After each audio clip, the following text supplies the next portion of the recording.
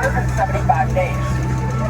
And he would start every single one of those with his doctor-prescribed heart starter medicine.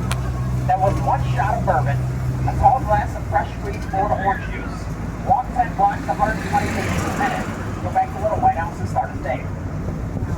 His parents simply gave him the middle name of the letter S, and that was to pay homage to both his grandfathers, one named Ship and one named Solomon.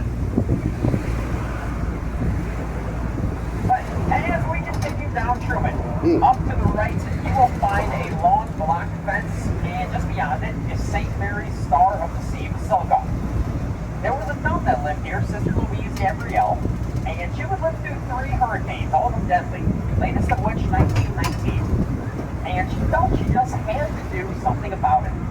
So she decided to build a prayer grotto out of coral rock, and with every rock she placed, she said a little prayer. When it was completed in 1922, she vowed so long as it stood that Key West would never again be the major brunt of a hurricane.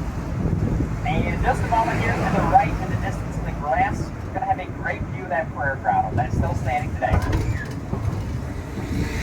See something in view from the front of the train here. St. Mary's is a basilica. That is a specific designation that's given to Catholic churches after they meet a specific set of requirements, including a designation from the Pope.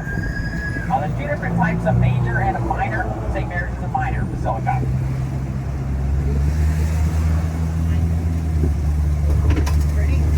In the very beginning of the tour, I mentioned this is the world-famous contour train. It is world-famous. It's got its start right here, January of 1958. When Bill and Alice Kroll running the aquarium for about 15 years. And they were urged by their guests to start a sightseeing service. They started with this one train. And it went on until 1971. At that point, carried 300,000 passengers a year. That's when they decided to sell the company, fulfill their dream of world travel. And as they went around the world, they met people from all over that had ridden the contour train, without any doubt that it is indeed world famous.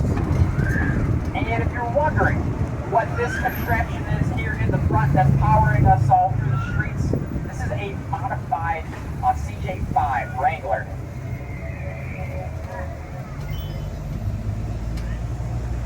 At the very next intersection here, to the right on the corner, is one of the oldest fire stations in Florida, station number 3.